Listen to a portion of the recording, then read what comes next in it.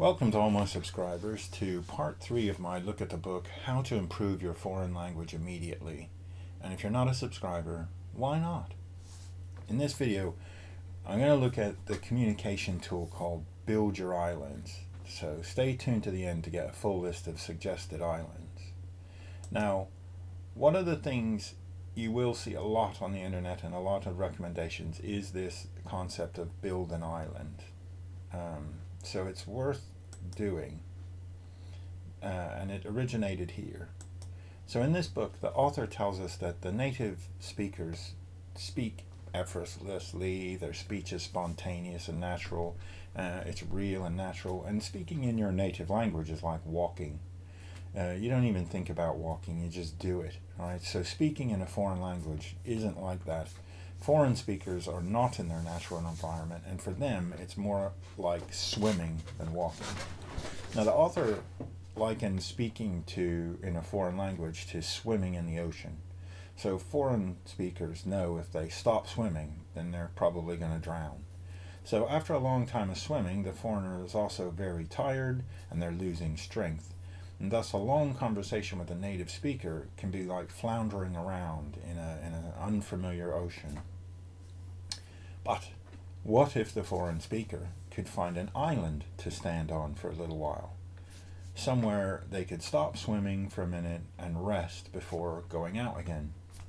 Well, you can, and these islands are simply memorized monologues that the speaker knows extremely well and can just repeat them, so they can stand on solid ground for a minute in the conversation. Now, islands aren't unique to language learners.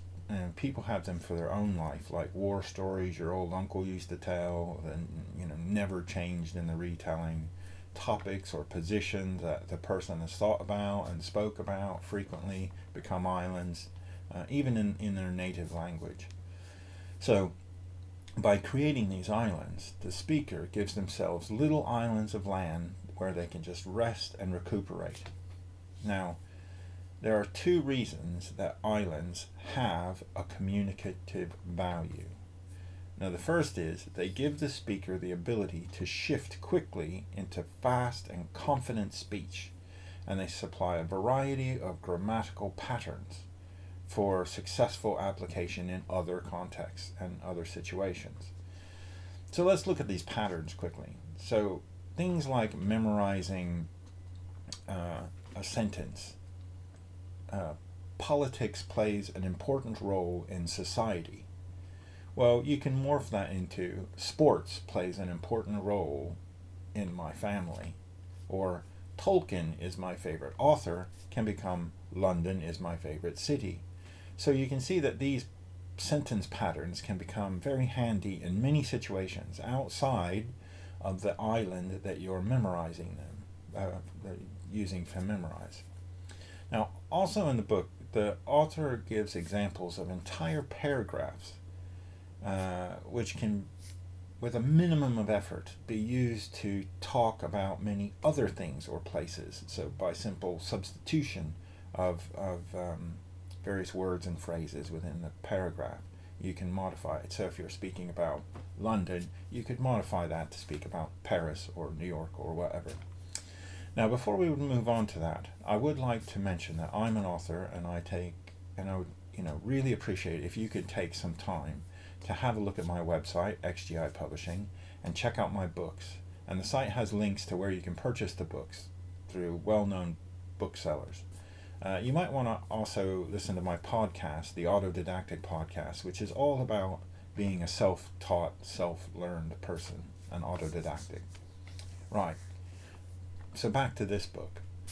Now, another use for your islands is linking, where you use a technique I covered in the last video, where you link subjects to each other in order to keep and maintain control of the conversation. Now, this is basically just linking one bit of information to the next. And if you watched the previous video, then you remember we linked information about the speaker into a longer and more verbose answer, and that video was all about getting more verbose as you speak. So we might say something like, all linked together. Hello, my name is John. I'm visiting from the UK. I was born in Hull. and I work as an engineer. I love being in Paris. It's a big city, and I like big cities. I like the food here too. So these are short sentences which you've memorized, but you've linked them all together. Now, hooking or linking things together, which are related to the things before, this technique of linking and hooking can get you back onto one of your islands. Now, let's suppose that this speaker's island is about literature, but the conversation is about helicopters, which the speaker doesn't know anything about, nor have the vocabulary to deal with, and is just floundering and about to drown. Now, the foreign speaker uses linking to get to his island. And you can do this relatively simply, like this. Oh, I've not flown in a helicopter, only in aeroplanes. I do like flying because it gives me an opportunity to read. I find that uninterrupted time lets me read even the longest book, like classic novels by Leo Tolstoy. Have you ever read anything by Tolstoy? And so basically he's linked the conversation back to a topic that they know about, which is literature. Now, the next technique to get to your island quickly is called baiting. So when the conversation is stalled because the speaker didn't understand or the native is struggling to make conversation, you can bait the native into coming to your island. So for example, if you've memorized a long island about your favorite type of music, you can simply ask the native if they like music, and then, regardless of the reply, you can ease into the prepared island about your favorite music, or food, or book, or whatever it is you've prepared, your island. Now, regardless of the islands you make, you must be the absolute ruler and owner of this island. You must be in total command of the island, because a lack of mastery will just mean you won't use it. And Boris Schuckelman tells us that there's no difference between having a poorly prepared island and no island at all. So you don't want to be standing on a sandbank. You want an island. So the island must be drilled to the point of reflex. So when you build your island, there are a few rules which were set out in the book to remember. So keep these in mind when you build your island. Each island should be very small, short, specific, modular, and can be used with each other, so you can link them. So the student must have a practical need for the island. There's no point memorizing an island about American, Chinese geopolitics if you're never ever going to use it.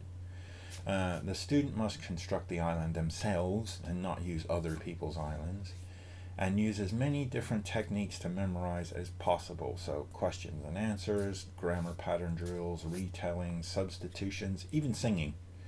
And repeat the islands as many times as possible in as many different ways, places, times, in a variety of contexts, so that the island is just a reflex action and you just come out with it.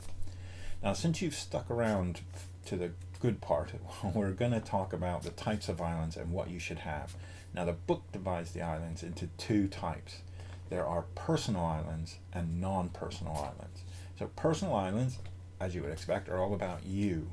So about me, my family, my friend, my day, my house, my work, my boss, my favorite book, my favorite author, my favorite music, my favorite opera, my favorite film, my vacation, my hobby, etc., etc., etc., etc.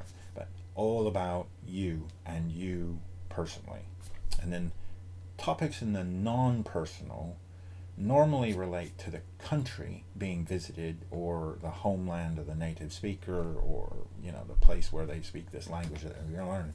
So for example, if you were to visit France from the UK and you're learning French, some of the islands you might decide to create would be things like French-UK relations, the differences in the political systems in the UK and France, the economy of France, the population of France, French literature, modern French art, modern French music, French radio stations, or whatever.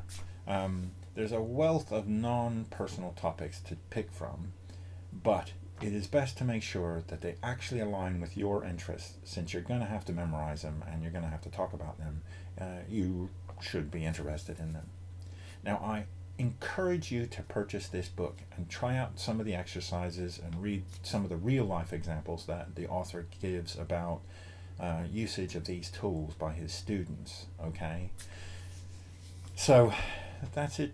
Please like, subscribe, and all that jazz, and I will see you in the next video for the next part of this